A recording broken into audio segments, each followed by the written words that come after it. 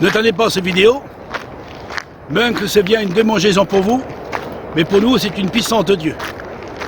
Parce que comme vous dites que nous trafiquons, nous tordons les Écritures ou déformons les Écritures, alors on va vous donner des preuves pour bien prouver ce que je vais vous dire. Alors je vais vous donner des versets dans l'Ancien Testament. Il y en a pas mal, et comme ça, vous pouvez les lire. Parce que chaque fois qu'on parle, chaque fois qu'on dit quelque chose, vous ne croyez pas ce qui sort de notre bouche. Alors on va vous donner des versets et vous pouvez les lire. Et si vous ne savez pas lire, vous demanderez à quelqu'un de le lire, ces versets. Parce que nous voyons à travers, dans l'Ancien Testament, tous les prophètes, Néhémie, Jérémie, Ésaïe, les psaumes de David, Salomon, Daniel, Ézéchiel, tous ces hommes dans l'Ancien Testament ont donné des versets au sujet du Fils de l'homme devait venir dans le monde. Et pour cela, on va vous donner des preuves et vous pouvez lire. Déjà, si vous regardez dans Ésaïe 53, au verset 5 à 6, il parle qui devait mourir, le Fils de l'homme. Devait donner sa vie en rançon pour chacun de nous en particulier. Vous les prédicateurs que vous annoncez cela et vous dites que Jésus est Dieu. Alors il faudrait supprimer la prophétie d'Ésaïe, parce que Ésaïe il parle que Dieu va envoyer son Fils dans le monde. Il y a un autre verset qui l'exprime aussi. Il a dit une voix se fait entendre dans le ciel. Je vous donnerai le verset aussi. Père, envoie-moi pour faire ta volonté. Dans le psaume, il nous dit aussi, par la bouche de l'homme de Dieu, le roi David. Vous regarderez ce verset et vous verrez aussi, à travers de ce verset, ça parle du Fils de l'homme, le Fils de Dieu, qui devait venir dans le monde. Dans l'Ancien Testament, il y a beaucoup de prophéties qui ont été accomplies au sujet de celui qui devait venir. C'est pour cela que Dieu a dit à Ève, tu enfanteras des fils et des filles, mais à travers de ta descendance, il sortira le Messie. Et ce Messie viendra. Et on le voit dans Genèse 3,15. Et Isaïe 9, verset 5, il nous dit aussi, un enfant nous est né, un fils nous était donné, on l'appellera miracle, conseiller de Dieu. Miracle, conseiller de Dieu. Un enfant nous est né. Rappelez-vous, dans le Nouveau Testament, la prophétie a été accomplie à travers de Marie, qui a enfanté le Fils du Dieu vivant. Et il est écrit noir sur blanc en disant, ce Fils, il sortira de la descendance de David, prophétisé que le Messie devait venir et qui sera le roi de toutes les nations. Tout le long de la Bible, dans l'Ancien Testament, on parle du Messie qui va venir, et non Dieu qui va venir. Maintenant, dans le Nouveau Testament, on va examiner le Nouveau Testament. Alors, le Nouveau Testament, on va le rouvrir aussi, et on va examiner ce qui est écrit dans le Nouveau Testament. Vous pouvez regarder Matthieu, Luc, il parle de la naissance du Christ, le Fils du Dieu vivant, le Fils du Dieu très haut, est né d'une Vierge Marie, selon ce qui est écrit dans l'Ancien Testament et accompli dans le Nouveau Testament. C'est pas Dieu qui est venu, mais c'est le Fils de Dieu qui est venu. Voilà le prédicateur, vous que vous dites que Jésus est Dieu, relisez un peu votre Bible. Si du moins, si vous voulez chercher la vérité, il faut lire votre Bible. Et pas prêcher comme ces catholiques romaines qui tournent dans les Écritures depuis 2000 ans. Alors, parce que comme Dieu a parlé dans l'Ancien Testament, on va aussi faire parler Dieu dans le Nouveau Testament. Disé par Jean-Baptiste, une voix se fait entendre dans le ciel. Voici mon fils en qui j'ai mis toute mon affection. C'est Dieu qui parle. Et Dieu reprend encore d'un autre verset. Et il parle à ses disciples. Écoutez-le. Ce qu'il dit, c'est mon fils. Écoutez-le. Alors on a écouté le Christ, on a écouté le Fils de Dieu, on a écouté le Fils de l'homme, et nous voulons accomplir ce que le Christ a dit et ce que Dieu a dit. Continuons encore. La Samaritaine, qui était au puits de Jacob, alors elle va parler, elle va s'exprimer. Nous savons, a dit à cet homme, nous savons que le Messie doit venir. Il va nous enseigner de toutes choses, car Dieu va envoyer le Messie. Il va nous enseigner de toutes choses. Et lequel a dit, je le suis, le Messie. Il n'a pas dit Dieu. Messie veut dire oint, le oint de Dieu, celui qui vient porter la parole de Dieu par excellence. La femme, elle n'a pas dit que c'était Dieu venir, mais elle a reconnu que c'était le Fils de Dieu qui veut venir, le Messie. Et le Messie le confirme aussi, à travers sa propre bouche. Nicodème, il vient de nuit. Il vient se présenter devant le Christ. Il va lui parler. Nous savons, dit Nicodème. Nicodème dit, nous savons que tu es un docteur de Dieu. Nicodème ne dit pas que Jésus est Dieu, mais il dit, tu es un docteur de Dieu. Et nous savons que Dieu est avec toi. Alors si Dieu est avec lui, ça ne veut pas dire qu'il était Dieu, mais Dieu est avec lui. Il ne faut pas oublier ce que la Christ a dit. Le Père est en moi. Je manifeste les œuvres de mon Père. Je ne peux rien faire de moi-même. Je ne suis pas venu pour faire mes œuvres, mais les œuvres de mon Père. Je suis le docteur de Dieu. Venir guérir ceux qui sont malades, spirituellement, les âmes malades, pour les guérir, pour qu'ils soient en bonne santé. Un autre, l'apôtre Pierre. Pierre, il va exprimer devant le Christ, devant le Fils de l'homme. Pierre va s'exprimer devant le Fils de l'homme. Et Jésus dira, Pierre, et aux apôtres, qu'est-ce que je suis, moi, le Fils de l'homme? Il n'a pas dit Dieu, le Fils de l'homme. Et Pierre, il va rouvrir la bouche et dit, tu es le Christ, le Fils du Dieu vivant. Et Christ va dire, et le Fils de l'homme va dire, je te le dis, Pierre, les paroles qui sont sorties de ta bouche ne sont pas tes paroles, mais c'est les paroles de mon Père. Tous ceux qui ont l'Esprit de Dieu proclameront que Jésus est Fils de Dieu. Et tous ceux qui proclameront que Jésus n'est pas le Fils de Dieu, mais disons qu'il est Dieu, ne sont pas de Dieu. Ils ont un esprit d'égarement. C'est la Bible qui dit ça. On n'est pas là pour ajouter et retrancher. La parole de Dieu, elle court vite avec vitesse. Elle sépare corps et âme et esprit. Un autre, on va prendre encore. C'est le centurion. Celui qui a crucifié le Christ. Il a dit, quand le Christ est entre le ciel et terre, temps de mourir, et quand il est mort, le centurion, lui qui n'était pas chrétien, lui qui était païen, lui qui avait crucifié le Christ, il regarde le Christ crucifié sur la croix, il regarde et il disait, assurément, cet homme est bien le Fils de Dieu. Il ne s'est pas trompé, le centurion, et pourtant il n'était pas converti. Il a reconnu qu'il était le Fils de Dieu, et non Dieu. Un autre encore. Faut bien vous prouver que l'évangile, il ne faut pas le tordre. Il ne faut pas dire de ce qu'il ne faut pas dire.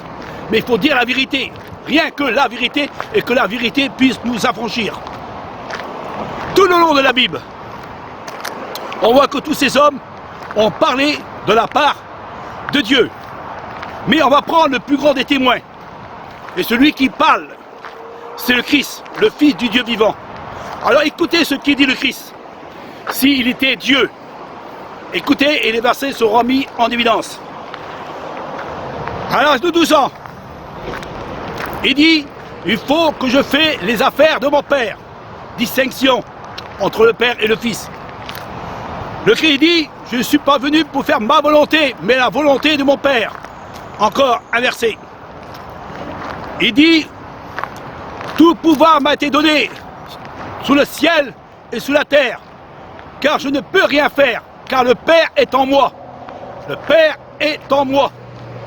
Il n'a pas dit que je suis Dieu, mais il a dit le Père est en moi, parce que l'Esprit du Seigneur est sur moi. Verset à l'appui. Tout le long de la Bible, le Christ a parlé de son Père. Il n'est pas venu pour se faire connaître.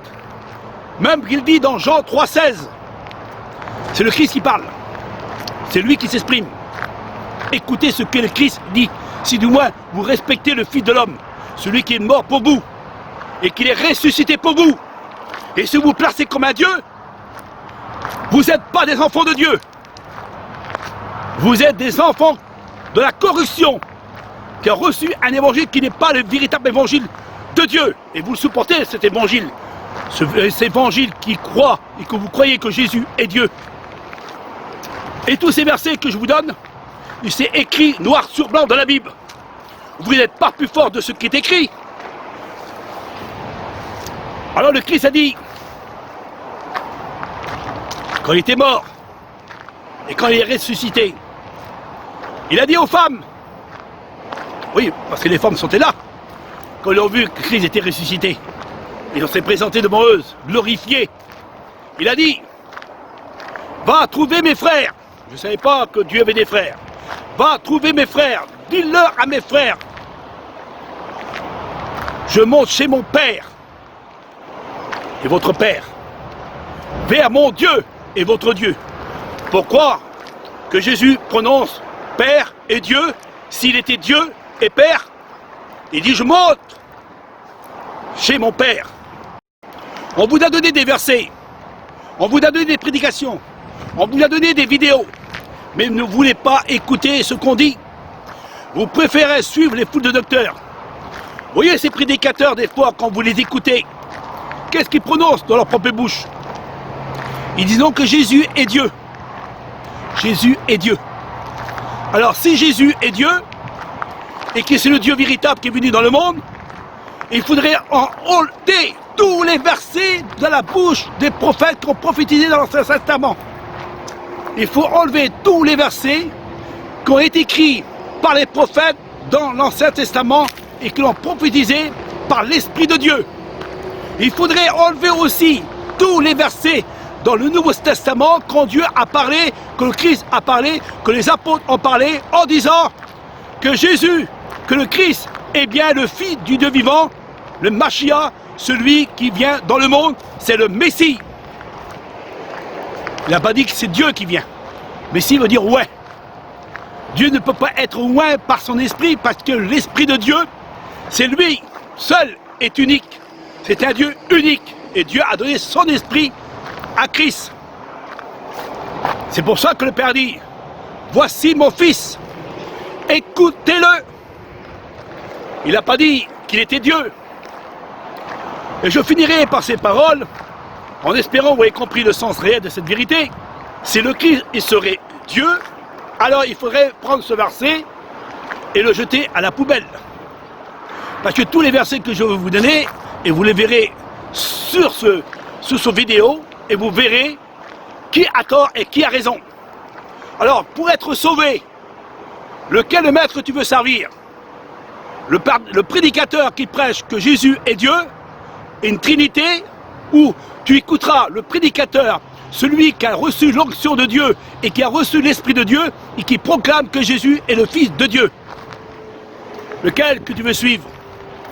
Parce qu'il y a 2 maîtres devant toi, soit tu t'attaches à l'un, ou soit tu méprises l'autre. Mais tu ne peux pas servir 2 maîtres à la fois. Tu ne peux pas servir 2 maîtres à la fois. Tu ne peux pas me servir en mettant des pouces et aller chez le voisin à côté qui t'en dit le contraire de la Bible et tu dis Amen à ton voisin, à ton prédicateur. Là-bas, tu dis Amen et tu viens vers moi, tu dis Amen aussi. Toi chrétien, toi qui chancelles de tous côtés, jusqu'à quand tu vas chanceler? La Bible nous dit, jusqu'à quand tu vas chanceler? Je mets devant toi la mort et la vie, choisis la vie afin que tu vives, et toi et toute ta postérité. Le Fils de Dieu est venu dans le monde. C'est le Fils de Dieu qu'on parle. Et non un Dieu. Oh, nous sommes peut-être comme des dieux, parce que nous sortons tous de Dieu. Mais nous sommes des hommes. Nous sommes des hommes. Et le Christ est un homme. Il est venu en tant qu'homme de chair. C'est pas Dieu qui est venu dans le monde. Où est écrit que c'est Dieu qui est venu dans le monde en tant qu'homme de chair? Dieu était en Christ. Et quand on dit Dieu était en Christ, ça veut dire que Dieu était dans le Christ. Il y avait l'Esprit de Dieu dans le Christ. C'est pour ça que le Christ a dit, le Père est en moi, l'Esprit du Seigneur est sur moi. Quand le prophète Ésaïe a prophétisé, pour que le Christ, quand il viendra dans le monde, il va prophétiser en disant, les boiteux vont monter de joie, Les aveugles vont trouver la vue, et les morts vont ressusciter, et Christ va pardonner les péchés à travers de son sang. Alors lequel évangile que tu as? L'évangile de la religion qui te mène à la perdition, avec un Dieu, un Jésus-Dieu, en forme humaine, homme de chair, ou le Fils de Dieu qui est venu pour proclamer l'évangile de son Père, le Dieu créateur du ciel et de la terre. Vous n'avez pas changé, vous êtes toujours à persécuter les hommes qui prêchent le véritable évangile de Dieu. Vous parcourez les villes, de village en village, pour essayer de persécuter les hommes de Dieu, pour pas que les hommes de Dieu puissent prêcher l'évangile. Alors vous les persécutez, vous les jugez, vous les condamnez, vous les traitez de toutes sortes de noms. Ce que nous avons reçu encore quelque temps, pas longtemps encore, nous avons reçu encore des menaces. Parce qu'on dit la vérité. Alors quel est le maître que tu sers? Un Dieu? Un Jésus-Dieu? Ou un Fils de Dieu? Le Machia, le Christ, le Fils du Dieu vivant. Alors une dernière parole que je voudrais vous dire. C'est l'apôtre Paul qui dit cela. Qui doit parler mieux? C'est toi, prédicateur? Ou l'apôtre Paul? Paul, il parle mieux que toi, parce qu'il a reçu la révélation de Dieu. Il a dit, le Fils de Dieu, comme vous dites qu'il était Dieu, le Fils de Dieu sera soumis à Dieu. Comment un Dieu peut être soumis à Dieu? Et l'apôtre Pierre, il a bien dit, une parole magnifique. Il a dit, ce Jésus, cet homme, que vous l'avez crucifié. Pierre ne s'est pas trompé. Il a dit cet homme, il n'a pas dit Dieu, cet homme que Dieu l'a ressuscité des morts et qui est assis à la droite de Dieu. Alors, qui est à la droite de Dieu? Un Dieu? Je vous pose la question, vous, les prédicateurs et les chrétiens. Vous croyez que Paul s'est trompé ou la Pierre s'est trompé? Vous croyez que Jésus, que le Fils de Dieu s'est trompé? Que Dieu s'est trompé, les apôtres sont trompés? Ou les prophètes sont trompés? Qu'est-ce qui est écrit dans l'Ancien comme dans le Nouveau Testament et qui s'est accompli? Il a dit, désormais vous verrez le Fils de l'homme assis à la droite de Dieu. Le Fils de l'homme assis à la droite de Dieu. Il y a Dieu, et à côté de Dieu, c'est le Fils de l'homme. Il n'y a pas de Dieu à côté. C'est pour ça que dans l'Ancien Testament, il a bien dit, il a dit un autre Dieu que moi. Personne n'est égal à moi, je suis le Dieu unique, et personne n'est égal à moi. Oh, il y a des versions qui ont été ajoutées par les catholiques romaines, pour passer la Trinité. La Trinité qui n'est même pas la gloire de Dieu. La Trinité, elle vient d'Égypte, elle vient des Grecs, elle vient des religions païennes. On vous a montré des vidéos à ce sujet. Parce que Dieu, il n'est pas en trois, ou trois distincts. Vous êtes des serviteurs du néant. Vous prêchez un évangile qui n'est pas le véritable évangile. Paul a bien dit, ils sont sortis du milieu de nous. Comme certains qui sont avec nous, ils sont sortis pour dire que Jésus était Dieu. Ils sont avec nous, sur notre mur.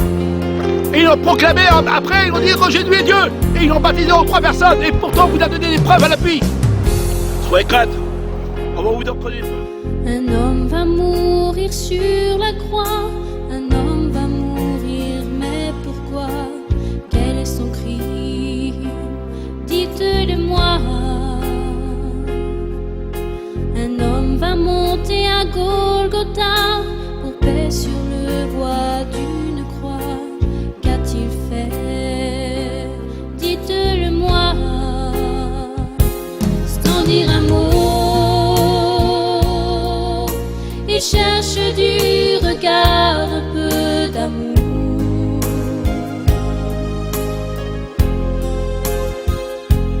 Comme un agneau, il va sur la montagne mourir pour moi.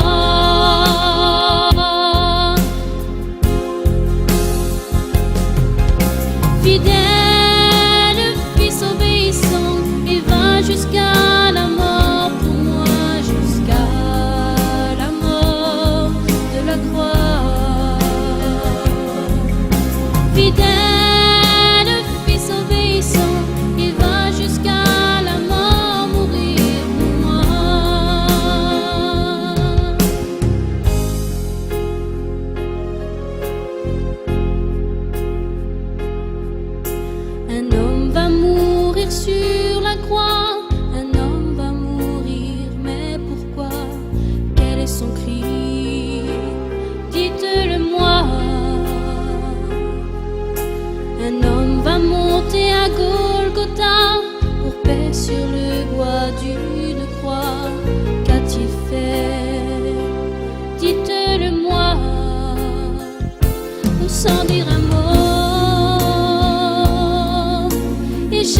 du regard un peu d'amour.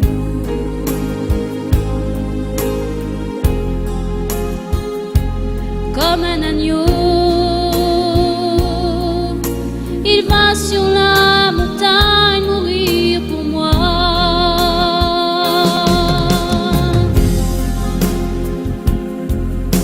Fidèle, fils obéissant, il va jusqu'à la mort pour moi, jusqu'à la mort de la croix.